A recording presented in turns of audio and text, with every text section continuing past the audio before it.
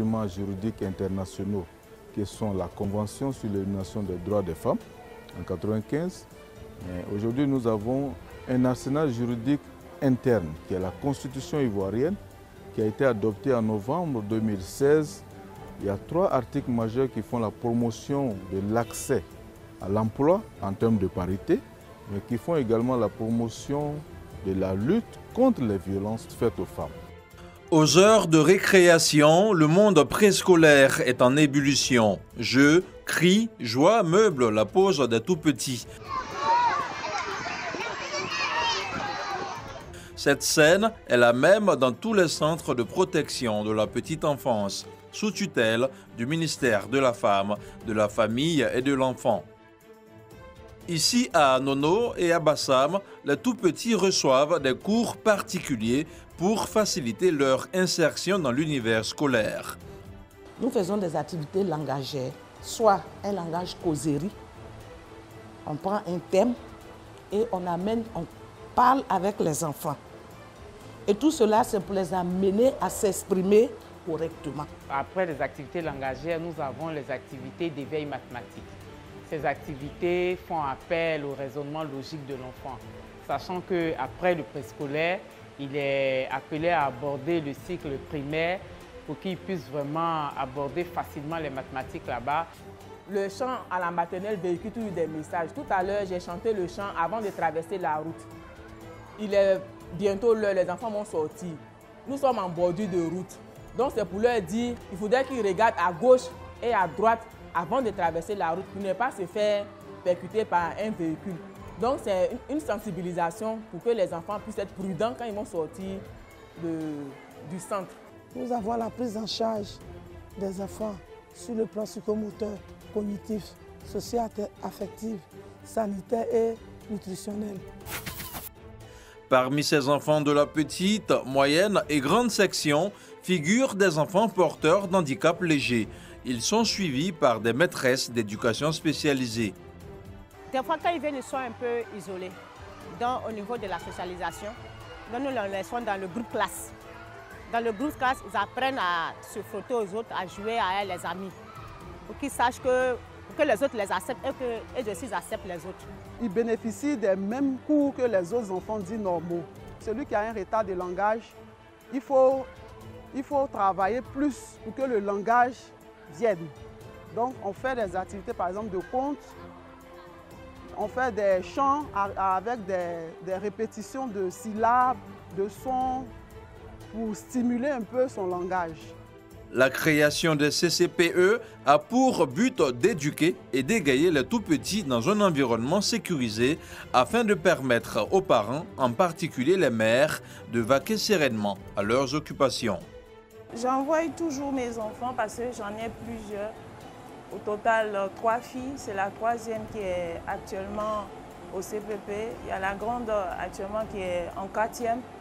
Parce que là-bas, je trouve que l'éducation scolaire qu'ils donnent aux enfants là-bas, ça fait du bien aux enfants.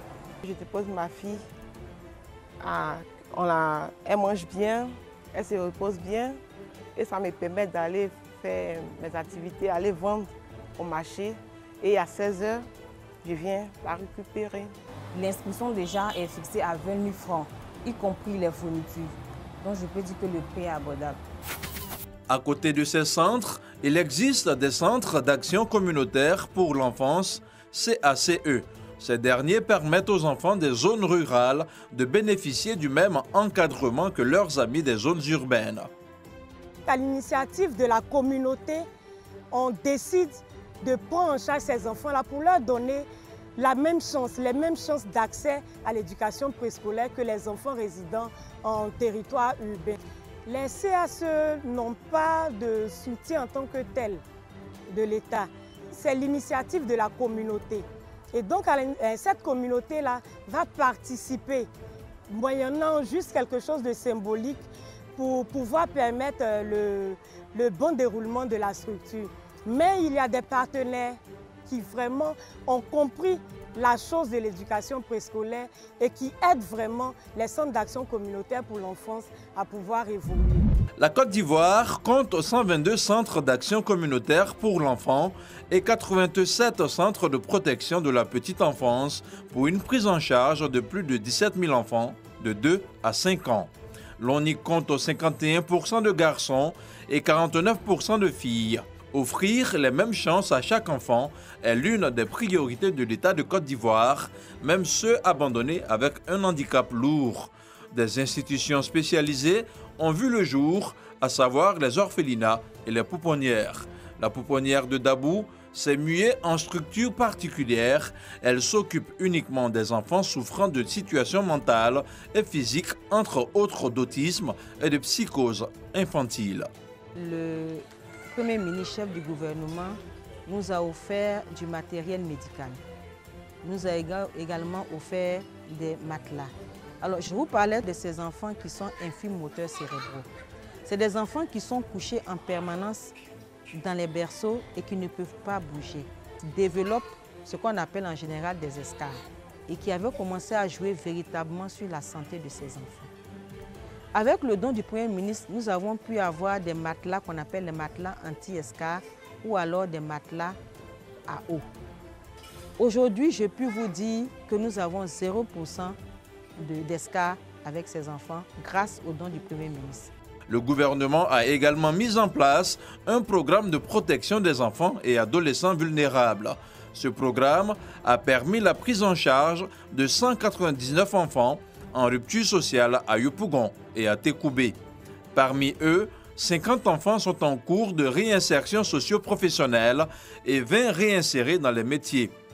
Un autre pan tout aussi important du programme du ministère chargé de la femme est l'autonomisation socio-économique de la femme. À ce niveau, un fonds national a été mis en place, appelé Fonds national Femmes et Développement, à hauteur de 2,197 milliards de francs CFA, géré avec l'implication des systèmes financiers décentralisés. À Aboisseau, c'est une centaine de femmes qui bénéficient du prêt étatique. Avec ce prêt que j'ai pris, en tout cas, ça m'a permis de réaliser beaucoup de choses. Donc, je vais encore aller vers la microfinance pour pouvoir agrandir plus mon restaurant. Ma fille Yolande a eu un prêt. Grâce à ce prêt, elle a pu développer quelque chose. Donc, je suis vraiment fière d'elle. Et elle arrive à surmonter à nos besoins, nous aider dans nos besoins de la maison parce que c'est une mère célibataire, il faut le dire. Avec les enfants et tout ça, mais grâce à ça, elle arrive à surmonter. Le but de ce projet est de faciliter l'insertion socio-économique et améliorer les conditions de vie des femmes. Dans la ville de Dimbokro, située à 233 km, le fonds suscite un engouement et rencontre l'adhésion des femmes de la région. Petits commerces, élevage, ateliers de couture et autres activités ont vu le jour. Grâce au prêt, ça va. J'ai agrandi la ferme. Je vends plus de 300 à 400 poulets par mois. J'arrive à me prendre en charge. J'arrive à aider monsieur à la maison, les enfants, l'école, ça va. Dans le temps, il y a eu un incendie où j'ai tout perdu. Je ne savais pas comment j'allais pouvoir me relever. Et c'est ce fonds qui m'a aidé à avoir ce magasin que vous voyez là. Et il faut dire aussi que avec mon époux qui est à la retraite, ça me permet de scolariser mes enfants, de prendre soin de ma famille, la popote et tout. Donc le fonds m'a beaucoup apporté. Grâce à ce prêt, je me suis pris la piqueuse. J'ai pu faire un salon pour que les clients se sentent mieux. Les clients se sentent mieux. Et ça m'a permis aussi de voir un peu plus loin. Un peu plus loin parce que quand j'ai pris ce prêt, il faut rembourser en 10 mois. 10 mois, c'est travailler beaucoup. Et j'ai pu engager 2 couturiers qui sont avec moi, qui me permettent de travailler rapidement et puis rembourser ces prêts. L'autonomisation de ces femmes contribue également à une stabilité socio-économique dans les familles. Avant, l'atelier de maman était petit et simple. Et maintenant, elle a grandi, elle a peint, c'est joli à voir et puis il y a beaucoup de clients. Donc, elle arrive même à nous donner tout ce qu'on veut. Elle donne de la bonne nourriture. On se sent même dans notre maison. Comme ça, on est heureux. Et puis à l'école, on pense à elle et puis on travaille mieux pour qu'on puisse lui donner de la nourriture aussi. De 2007 à 2017, 13 445 femmes ont été soutenues financièrement avec un taux de remboursement nettement amélioré de 96%. Leurs activités ont généré 5 628 emplois. Le fonds d'un montant de 30 millions disponible à la COPEC a été utilisé par les femmes. Donc, ce qui signifie qu'il y a un réel engouement pour ce fonds femmes et développement du ministère. Également, les fonds empruntés ont été utilisés pour mener des activités. Vous avez le droit de visiter quelques ateliers. Il y a des femmes qui en demandent encore davantage. Donc, la mobilisation autour du fonds elle est satisfaisante. 100 000, 500 000, c'est petit.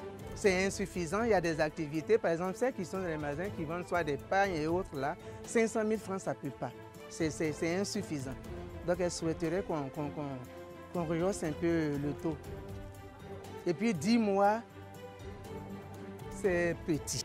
En plus de ce fonds, il convient de citer le Fonds d'appui aux femmes de Côte d'Ivoire, le FAFSI, avec un capital estimé à 10 milliards de francs CFA.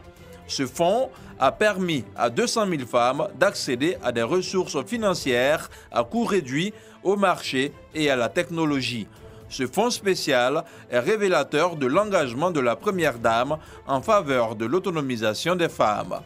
Le ministère de la Femme, de la Famille et de l'Enfant fait de l'égalité des sexes son cheval de bataille. Après la police et l'école militaire préparatoire et technique de Bingerville, les filles font leur entrée à l'école de gendarmerie. Au rapport sur la place d'armes, difficile de distinguer le personnel féminin des masculins. Les femmes participent à toutes les activités au même titre que les hommes, ateliers de démontage et de montage d'armes, parcours d'obstacles, exercices de maintien d'ordre. Alors le personnel féminin, le recrutement a commencé en 2014 avec des officiers. En 2016, nous avons eu les premiers personnels sous-officiers. Et à ce jour, nous avons 3 promotions de personnels officiers et 3 promotions de personnels sous-officiers. Au niveau de la formation, les personnels féminins et masculins subissent les mêmes épreuves, les mêmes enseignements.